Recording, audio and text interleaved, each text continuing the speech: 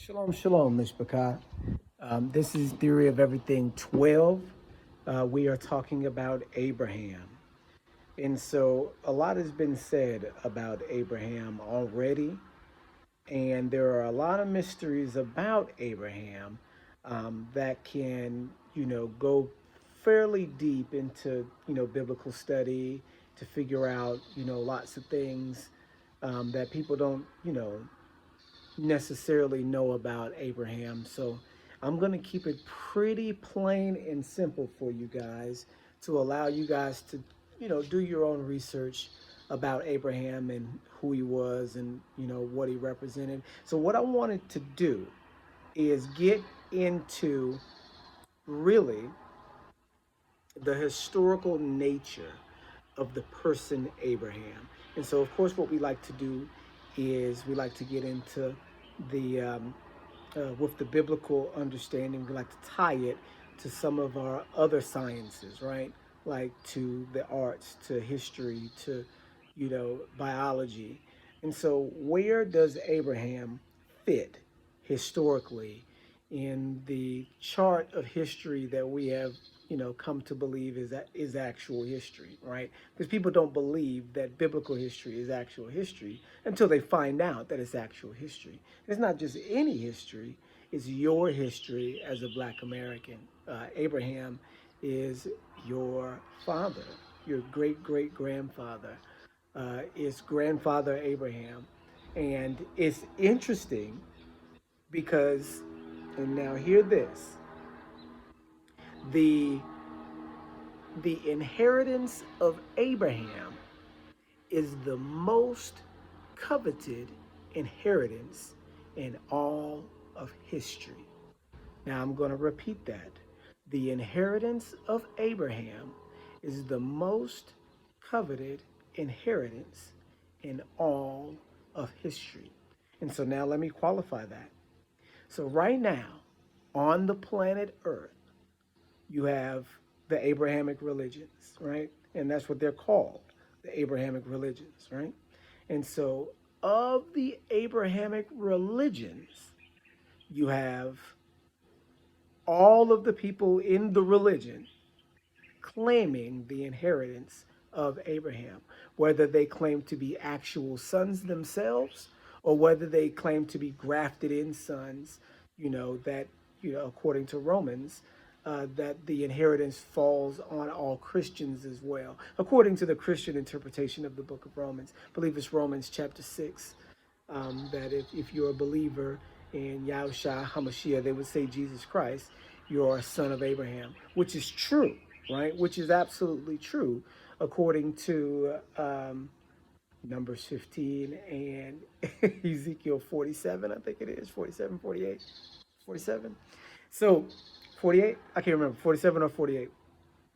But so we understand based on Torah and based on the prophetic interpretation that once you take hold of the covenant, that you become part of the seed. We understand that. Paul understands that. Isaiah 56 tells us that as well.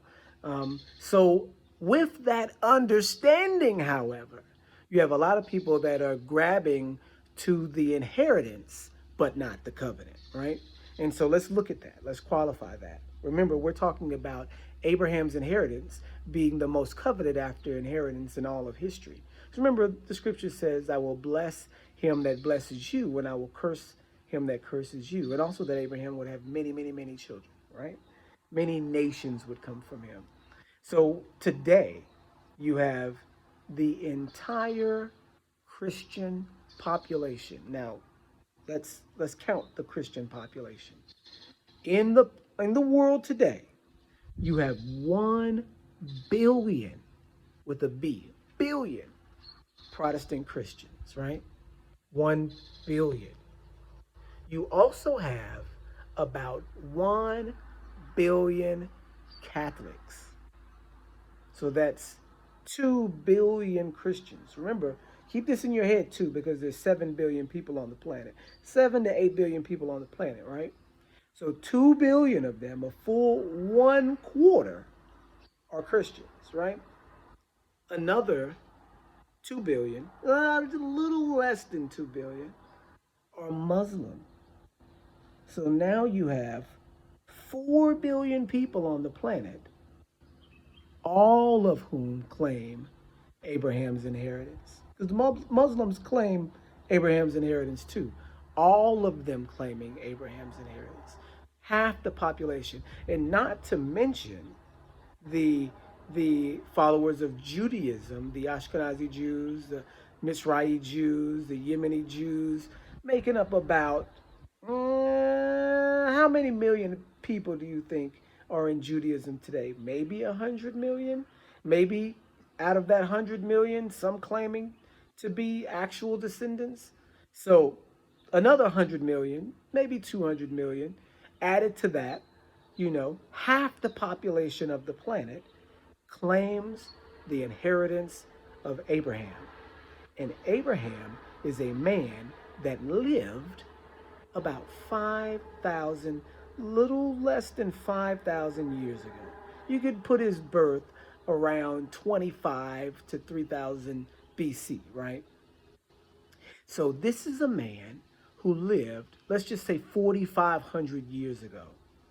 4,500 years ago, and half the people on the planet today claim inheritance from him, whether spiritually or physically. That's a famous person. That has to be, if not the famous man, and most famous man in history, one of the most famous men in history, right?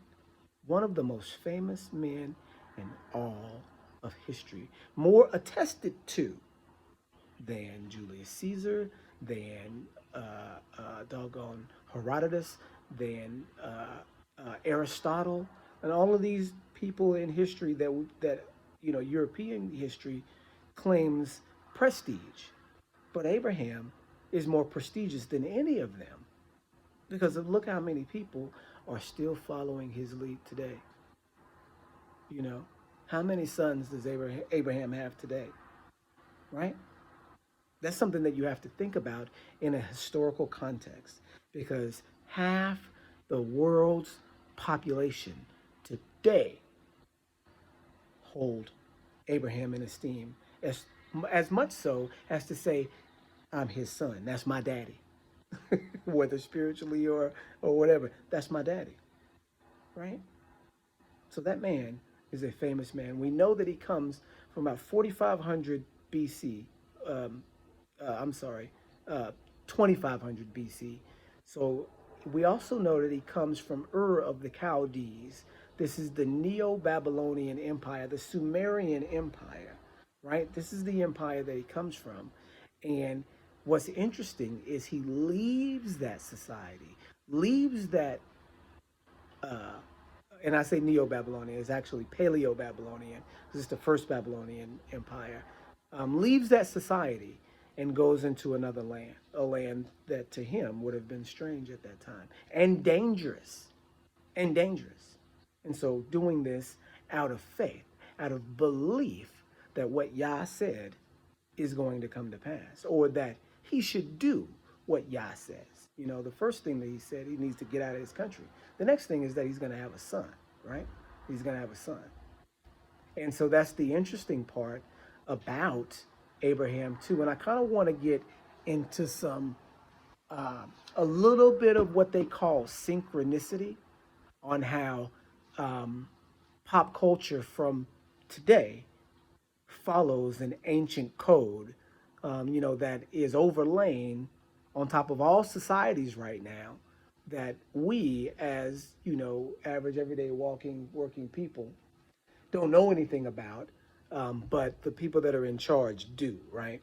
And so, one thing that I wanted you guys to be aware of and take into consideration is that when I was in Iraq, and I guess you take this into consideration, be aware of it or whatever, it's just something I want you guys to know.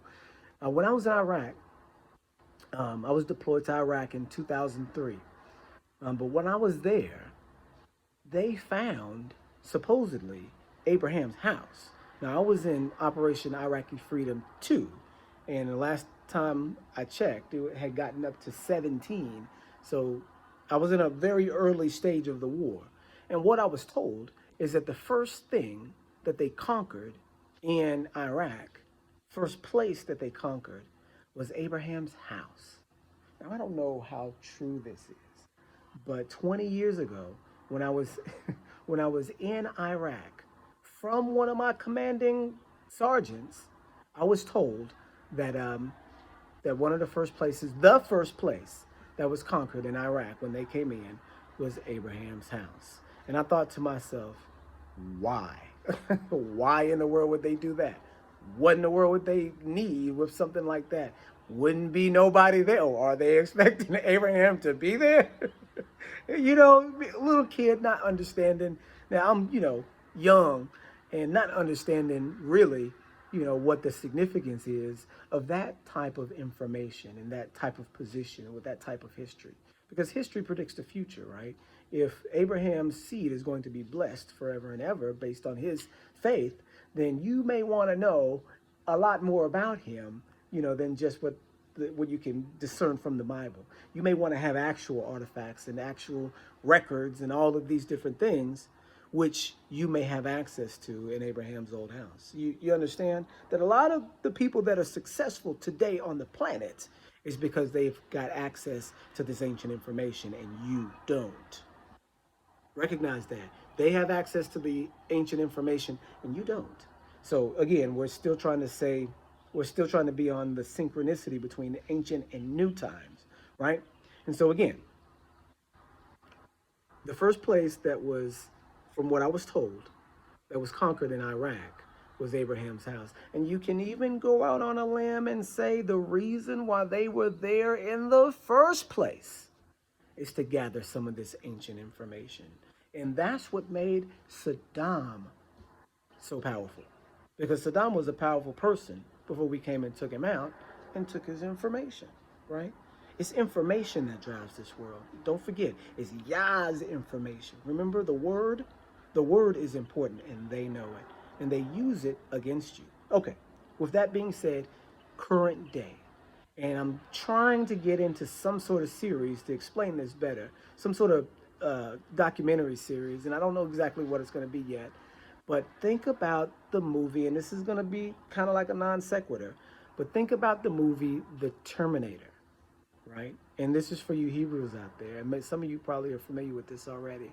I'm not the first person to bring this information out.